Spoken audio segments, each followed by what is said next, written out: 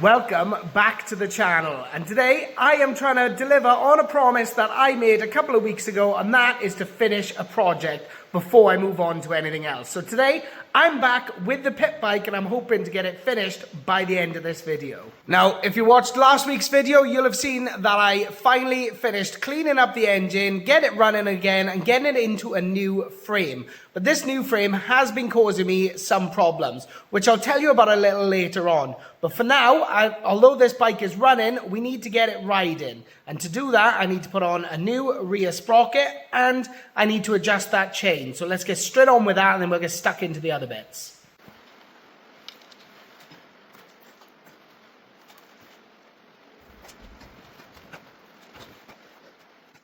Quite difficult as per usual. The rear spindle is a bit rusty, which means the bearings were rusty, or spacers.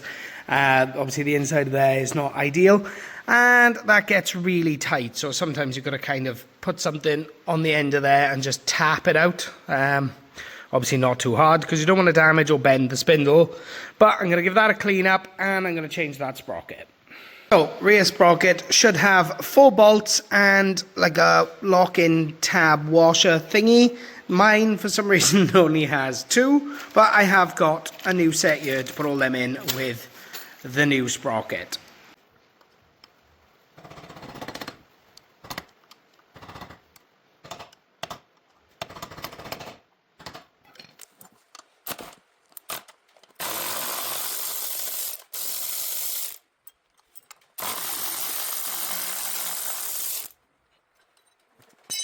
So we got my nice shiny new rear sprocket, which actually does not fit. Those holes are different to what's on the wheel.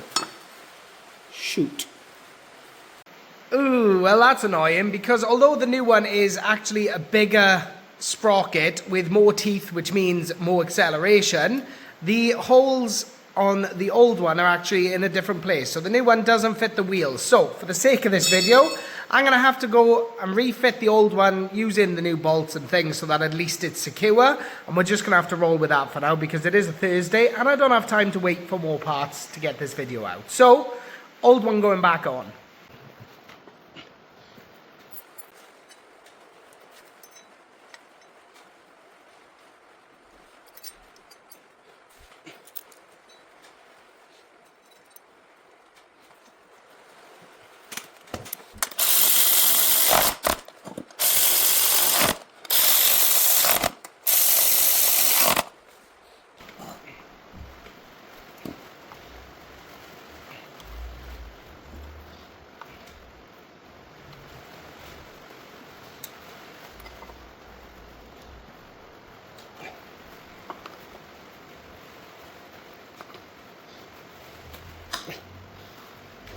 So new bolts and retainers are in place and that would look significantly better if the sprocket was new, but that cannot be helped for now.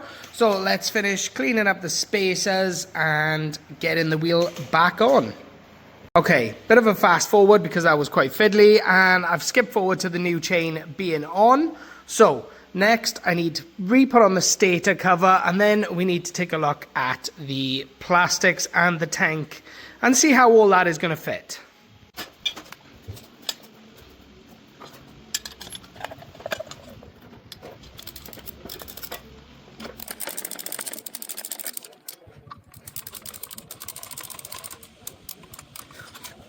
Okay, so progress being made with the bike. Now here's where some of the problems come in. Because obviously I bought this frame thinking it was the same as the stomp frame that I was previously using, but it's actually not. It's a similar frame, but it's not quite the same.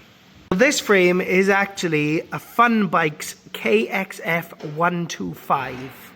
Frame that I had obviously was a Stomp Z3 140. And one of the biggest differences with things that I'm getting to line up is just the way this rear subframe is, because the Stomp one is massive in comparison. Now, most pit bikes, from what I've learned, come in 2 normal sizes. You get the CRF 50 or the CRF 70, and they're based on a Honda motorbike of some sort, and most of the plastics and the frame and everything is kind of built to fit those. But this one, it is a variation of the CRF 70 frame, but it's not quite the same.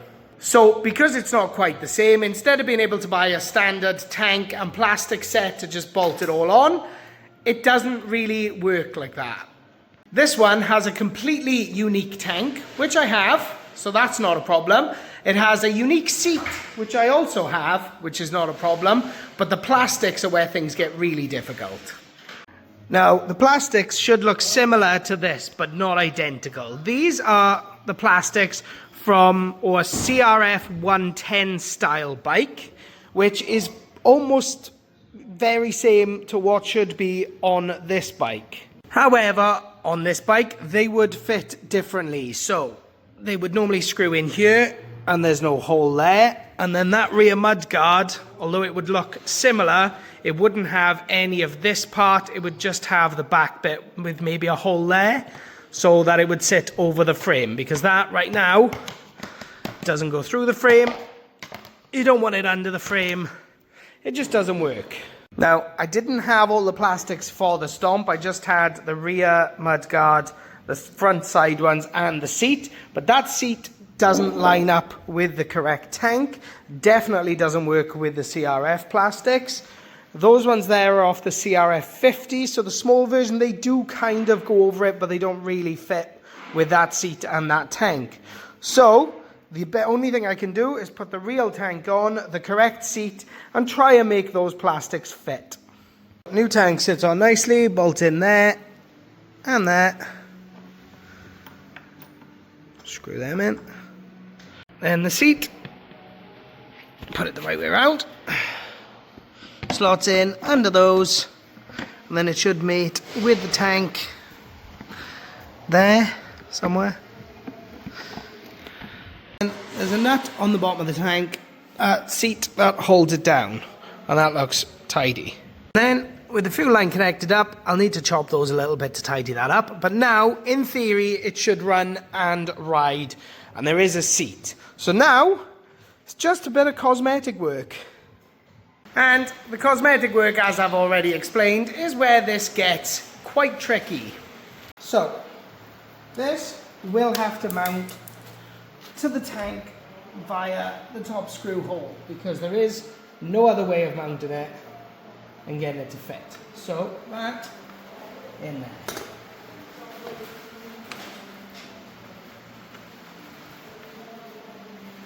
Which then means this can line up following the line of the tank. It doesn't quite follow the line of the seats, but I don't think that looks too bad, all things considered. There's these little plastic pieces that I believe go in here somewhere.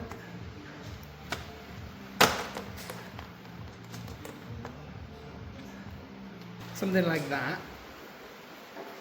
Okay, so that doesn't line up too badly. It's not perfect, but it's the best I think we're gonna get, because like I said, I cannot get the correct plastics for this bike, not even from Fun Bikes directly, because they are out of stock.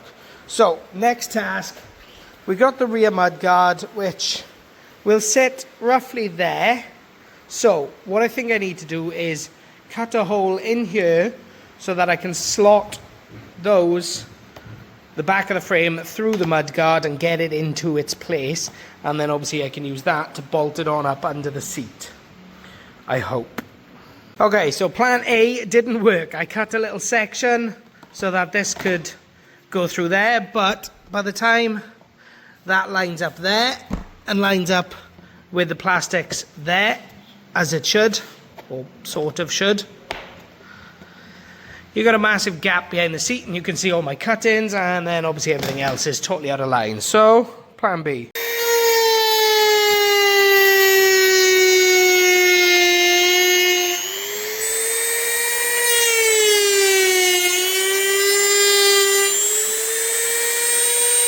Okay, while the plastics are somewhat getting there, I now need to tackle the exhaust.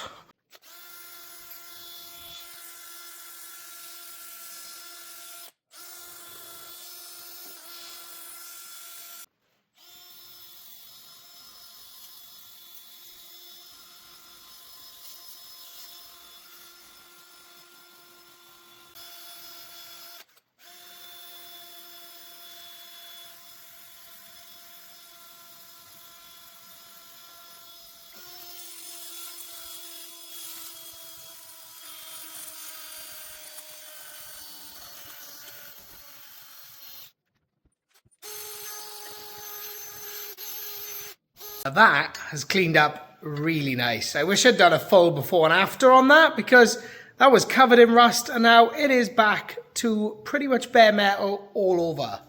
Success! Okay, exhaust is back in place. I haven't shown you this, but we have made a little bracket so that is now held on. I did put some exhaust paste in there, so hopefully that dries and seals up a bit of that. But one step closer. Back to the fuel lines. I can't really get that off the petcock. It is really stuck on there, so I'm going to cut this line, cut that line, put the fuel filter in the middle, just so that it's not as, well, crazy as what it is now. Okay, that's done. That looks a bit better. I did actually manage to put a new fuel line on the petcock, or replace the bit that was on there.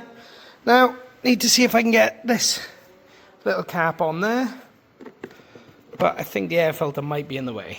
Okay, that is, well, it's a bit loose. There's like a pop rivet, but it doesn't really attach. And that is much better now. I had to put a screw in from the other side, but that is held in, that's held in. We are getting somewhere.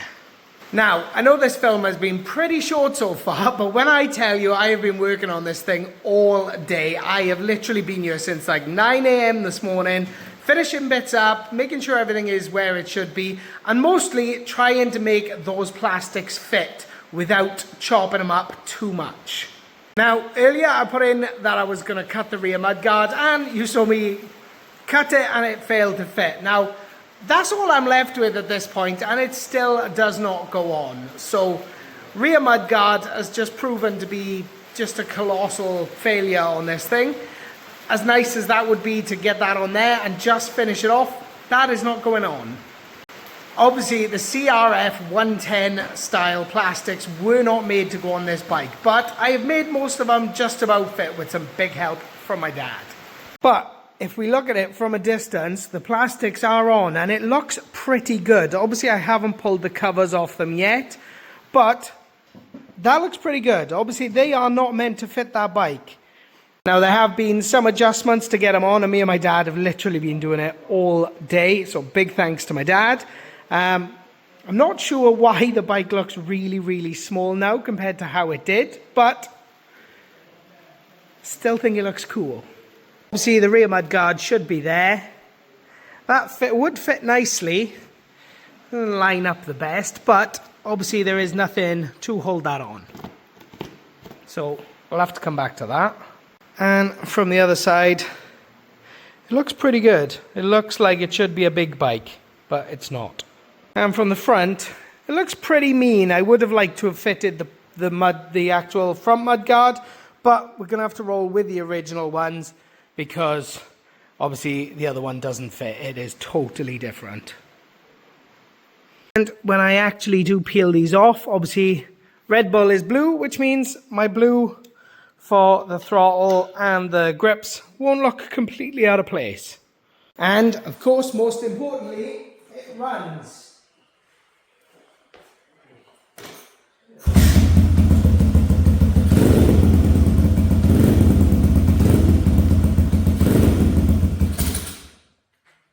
Most of the time.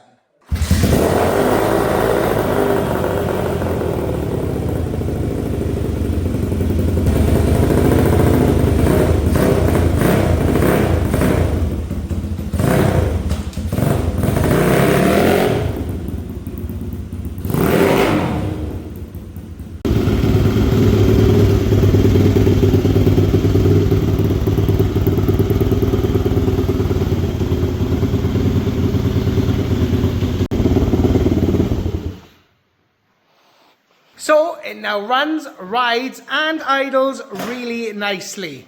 So other than a rear mudguard and a general cleanup, there is really not much left for me to do. Who says I can't finish a project, eh? Now, I know it's not completely done. There are still a couple of things left to do. Like I said, that rear mudguard and maybe get the right, so work out something with the front one so that it matches the rest of the bike.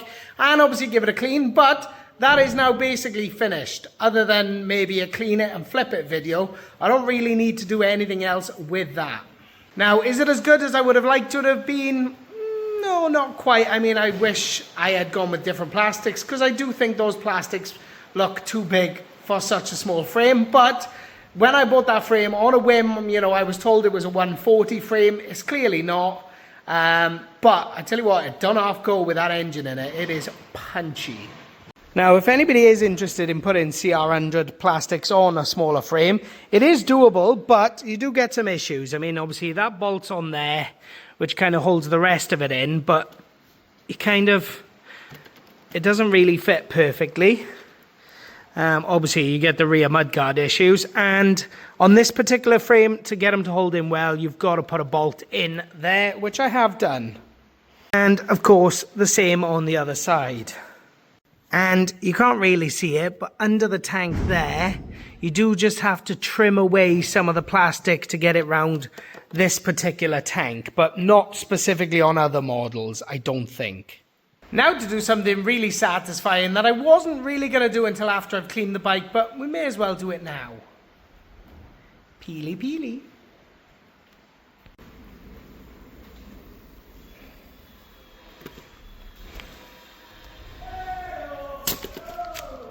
Aww.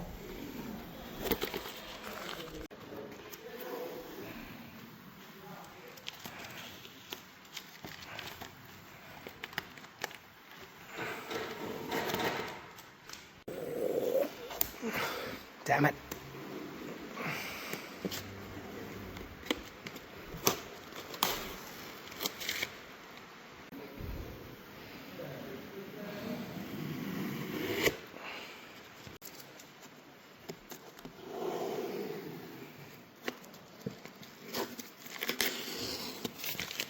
And there we are, in full colour. Doesn't that look so much better with the sticker protectors off?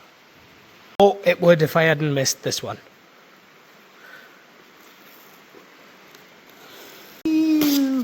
God damn it.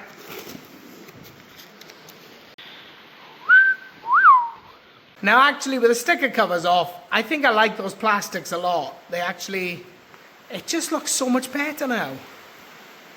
Now, I am really happy with how that is looking. Is it perfect? No. But did I build it myself from basically scratch? Yes. And I cannot believe that I've actually done that. When I first started this channel, I barely even knew how a motorbike worked. And to say I've actually taken an engine out of a different bike, put it into a bike that it's not for, and made a bunch of other parts fit that aren't supposed to be on this bike is pretty mind-blowing to me. This bike might be a Frankenstein, but it's my Frankenstein. And of course, come on, it's a pretty good-looking Frankenstein. So with that, I am going to call this one a finished project because, like I said, other than a rear mudguard, cleaning it and selling it, there is nothing left for me to do with this bike. And obviously, there's a lot of other projects that need my attention. So it's really nice to have actually finished one so I can get it out the door and get some money back in to go towards the other things that we got going on. So from here on out, I think I am going to try my best to keep finishing projects. Hopefully next week will be the Melody. And then we'll see what else is coming after that. Now, I know this video has been a bit short and there wasn't actually a lot going on because I've been a bit tight for time this week and I've just been getting it done and not focused so much on the filming. So I do apologize for that and I will work on that with the next video. But if you have enjoyed this video regardless, and if you think I've done a good job on that little bike, then make sure you let me know in the comments and make sure you give the video a thumbs up. And if you don't want to miss me cleaning it and seeing how much money I actually make off it when I sell it, and everything else that's still going on this channel, then make sure you are subscribed. And until the next video, thank you so much for watching.